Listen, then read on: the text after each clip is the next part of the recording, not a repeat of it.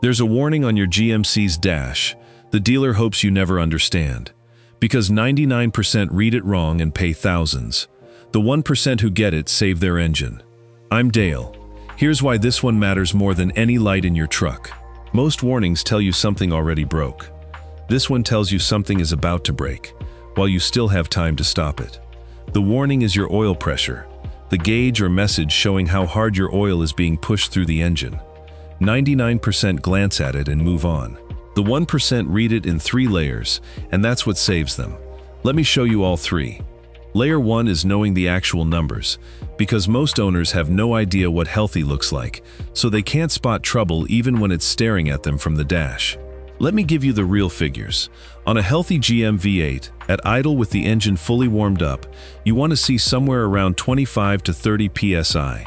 Get the truck up to cruising speed, higher RPM, and that pressure should climb into the range of 45 to 65 psi. There's a rough rule of thumb the industry has used for decades, about 10 psi for every 1,000 RPM. Now, a lot of modern GM engines run a bit below that old rule at idle, and are still perfectly healthy, which is exactly why a warm idle in the 20s is normal on these and not a red flag by itself. The point of the rule isn't a hard number, it's the pattern. At idle you're low, and as the engine spins faster the pressure should climb right along with it. A pressure that builds with RPM is a healthy one. A pressure that stays flat or sags as the revs come up is not. Now here's the line that matters. The 1% have burned into their memory. If your oil pressure at a warm idle is sitting down around 20 psi or below, that's your alarm. That's the number that says something is wrong, or something is starting to go wrong. Not keep an eye on it someday. Now, today, this week, because that number doesn't recover on its own. And here's the problem with the 99%. Most of them never look at the gauge at all. It's just another needle in the cluster, and as long as the truck starts and drives, they never give it a thought. The ones who do look often don't know what they're seeing. They figure any reading is fine, that as long as the needle's off the very bottom peg, they're good. So they'll watch it drift down to 20 at a warm idle and think nothing of it, when that reading is the engine quietly waving a red flag. They confuse still running with still healthy, and those are two very different things at 200,000 miles. The 1% are different. They glance at that gauge every single time they're stopped at a light with a warm engine. They know their truck's normal warm idle number cold, and the moment it reads lower than it used to, even a few pounds lower, they notice. Because a pressure that's slowly dropping over weeks and months is one of the earliest warnings an engine gives you, long before any noise, long before any real damage. That awareness alone is what separates the guy who catches a problem for a few $100s from the guy who finds out when the engine lets go. And let me tell you how to actually read it, because a lot of trucks make this harder than it should be. Some GM dashes give you a real gauge with a needle. Others bury the oil pressure reading in the driver information center. You scroll through the menu and it shows you an actual PSI number. Either way, the move is the same. Warm the truck up, let it settle to idle, and look. That warm idle number is your baseline. Watch it once a week, and you'll know your truck's healthy signature so well that any drop jumps out at you instantly. And don't panic at a low reading right when you start it cold. Cold, thick oil actually reads high, then settles as it warms. It's the warm reading that tells the truth. A truck that shows healthy pressure cold but sags below 20 once it's hot is exactly the pattern you're watching for. So step 1 is just this. Know your numbers and actually look. 25 to 30 at warm idle is healthy. Below 20 is a problem, and a number trending down over weeks is the earliest whisper of trouble there is. But knowing the number is only the start, because when that reading drops, what you do next is where the 99% get robbed. Every warning like this, what it means and what to do, is in my GMC blueprint. Links in the description. Back to it. Layer 2 is the secret the dealer really doesn't want you to know, because it's the difference between a cheap fix and getting charged over and over for the wrong one. Here's what almost nobody understands about how that oil pressure reading gets to your dash. On these GM V8s, the oil pressure sensor sits down in the valley. That's the space underneath the intake manifold, up top between the cylinder heads. It's a pain to get to, buried under parts, which matters in a minute. And here's the key part. Right there in that area is a small screen, a valve lifter oil filter screen, whose job is to keep debris out of the system that feeds the lifters and the sensor. Over time, that screen clogs up with sludge. And here's what causes the sludge in the first place: extended oil changes. Owners trust the oil life monitor, let it ride to 15 or 20%, and run the oil longer than it should go, especially on the AFM engines that are hard on oil. That sludge collects on the screen, and when it clogs, it throws off the reading. Your dash lights up a low oil pressure message, or the gauge drops, not because your actual oil pressure is low, but because that little screen is gummed up and the sensor can't read correctly. GM knows about this. They put it in writing in a technical service bulletin, PIP 4786A, from April of 2015. It's literally titled around inspecting the valve lifter oil filter when you get a low oil pressure message or light, and it covers a whole range of trucks from 2007 through 2015, and the AFM engines, the L76, L83, L86, L94, LC9, LMG, and more. The fix, when it's the screen, is cheap. You clean or replace that screen, and the false reading goes away, and your gauge reads honest again. And there's a bonus to knowing this. A clogged screen is itself a warning that your oil maintenance has been slipping. If that screen was gummed up enough to fool the sensor, the rest of the engine has been living in that same dirty oil. So even the cheap version of this problem is telling you to tighten up your oil changes before something more expensive develops. Now here's the racket, and this is where I got fed up working the dealer side. The lazy move, and the profitable one, is to just replace the oil pressure sensor. The sensor itself is a cheap part. But remember where it lives, buried down in the valley? The labor to get to it is expensive.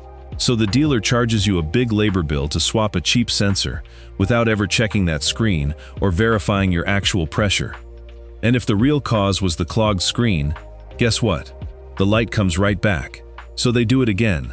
Another sensor, another labor bill. You pay 2-3 times for a problem a screen cleaning would have solved once. The 1% flip the order. Before anyone touches a sensor, they check that filter screen, the cheap thing the bulletin points to. They walk into the shop and say 2 words that change everything. PIP 4786A. The second a service writer knows, you know the bulletin number, the games stop. You've told him you can't be sold 3 sensors for a screen problem. That single piece of knowledge, check the screen first and name the bulletin, saves people hundreds of dollars and a second and third trip back. It also tells you something about the shop. A good one checks the screen without being asked. A bad one reaches for the sensor. Now you know which one you're dealing with. But even the screen isn't the whole story. Because sometimes that low reading is real. And when it's real, it's the most expensive truth on your dash. That's the part the dealer hopes you never learn. Hit subscribe and turn on the bell. The most expensive part of this is still coming. Layer 3 is the one that actually costs you thousands. Because sometimes the pressure isn't reading low. It is low. And that's the early warning of a major mechanical failure. Here's the fork in the road. If you've checked the screen and the sensor and your actual pressure is genuinely down at a warm idle, your engine is telling you it's losing its ability to build pressure. And on these engines, that points to a handful of serious causes. It can be a failing AFM lifter starting to come apart. It can be a worn-out oil pump that can't build the pressure it used to. It can be a cracked O-ring on the oil pickup tube, letting the pump suck air instead of oil. Or it can be worn bearings. The clearance is opened up so far that the oil just slips through. And there's one more: the 99% never consider the wrong oil. Run an oil too thin for a high-mileage engine, or an engine that's been quietly burning oil down low without the owner topping it off, and the pressure drops for that reason alone. Sometimes the fix is as simple as the correct viscosity and a full crankcase. Every one of those is a real cause, and every one gets worse, never better, if you guess instead of diagnose. Let me walk you through them the way I'd rank them on the bench. The AFM lifter is the one I see most on these engines. A lifter on a deactivated cylinder starts to come apart, and as it does, it bleeds off pressure and drops metal into the oil. The oil pump is next. After a couple 100,000 miles, the pump gears wear, and it simply can't move oil the way it used to. So pressure sags across the board. The pickup tube O-ring is the sneaky one. It's a cheap rubber ring where the pump draws oil from the pan, and when it hardens and cracks, the pump pulls air along with the oil, and you get low, erratic pressure that comes and goes. And worn bearings are the end-stage version. The clearances have opened so far that oil pours through instead of building pressure, and that's usually an engine that's already been starved. The reason knowing all this matters is that they're not equally expensive. A pickup O-ring caught early is a cheap fix. A spun bearing is a new engine. Same gauge reading, wildly different outcomes, which is exactly why you never guess, you verify. And notice how the cheap causes all sit at the front of that list and the catastrophic one sits at the end.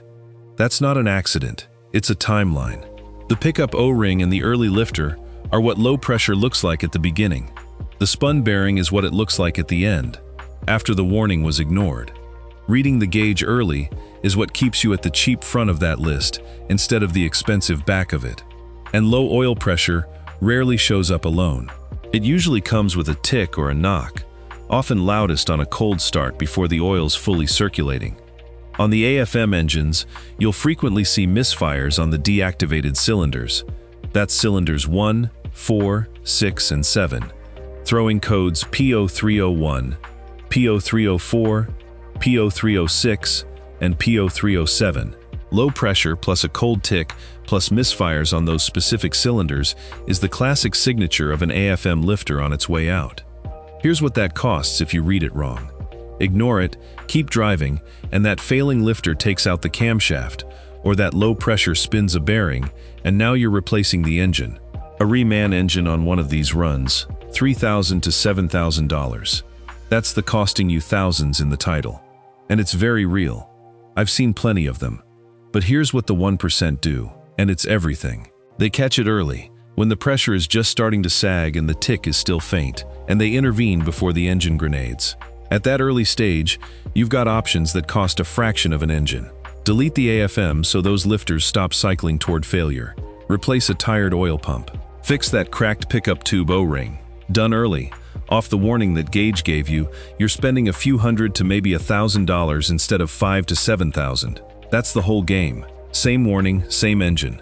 One guy reads it and saves it. The other ignores it and buys a new motor. And I want you to really sit with how wide that gap is, because it's the entire point of this video. On one side of that gauge reading is a few $100s and an afternoon. On the other side is a 5-figure decision about whether the truck is even worth keeping. Nothing else on your dash swings that hard. A check engine light might be a loose gas cap or a catalytic converter, but a real, confirmed low oil pressure reading, ignored, has exactly one destination, and it's the most expensive one there is. That's why the 1% treat this gauge like the most important instrument in the truck, because in terms of dollars per glance, it is. And here's the cruel part about ignoring it. The engine gives you the warning for weeks, sometimes months, before it fails.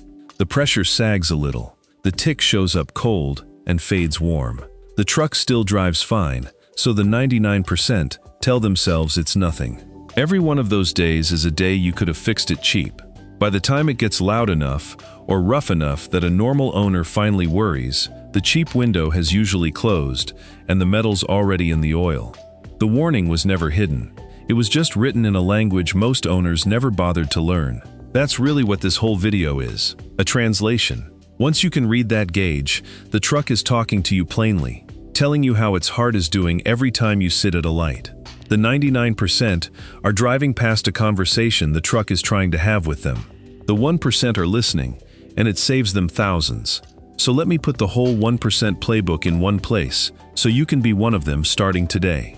First, before you or anyone else replaces a single part, verify the real pressure with a mechanical gauge. You thread a manual oil pressure gauge into the port and read the actual number with your own eyes. This is the step 99% skip and the dealer skips, and it's the most important one, because it instantly separates a cheap problem from an expensive one. If the mechanical gauge shows good pressure, your dash reading is a sensor or screen issue, cheap. If the mechanical gauge confirms the pressure really is low, you've got a mechanical problem. And now you know to act fast, instead of throwing parts at it. You don't even have to do this yourself if you're not the wrenching type. You just have to know to ask for it. Walk into any shop and say, before you replace anything, put a mechanical gauge on it and tell me the real number. A good shop does that automatically. A lazy or dishonest one won't want to. And their reluctance tells you everything. That one sentence puts you ahead of 99% of owners and most of the people servicing their trucks, because it forces the truth out before the money goes in. The mechanical gauge itself is a cheap tool, and the port it threads into is right there where the sending unit lives. Any competent shop has one in a drawer. There is no excuse, theirs or yours, for replacing an oil pressure sensor without first confirming the real number. And now that you know that, you'll never let it happen to you again. Second, check and clean that valve lifter oil filter screen, the one from Bulletin PIP 4786A, before you pay for a sensor. Cheap fix first, always, when the documented common cause is the cheap one. And while that valley is open, it costs almost nothing to look over the whole area. You're already in there, so you catch anything else early too. Third, read the gauge every time you start the truck, especially at a warm idle. Know your normal number. The moment it drifts down, you've caught something early. This is free. It takes 2 seconds, and it's the single highest value habit you can build as a GM truck owner. Most people spend more time checking their phone at a red light than they ever spend checking the one gauge that predicts their biggest repair bill. Flip that one habit, and you're already in the 1%. No tools, no training, just a 2-second glance nobody taught you was the most important one in the truck. And fourth, connect it to the cold start tick. If you've got low pressure and a tick on a cold morning, that's an AFM lifter warning you. And it's your cue to intervene before it becomes a $7,000 bill.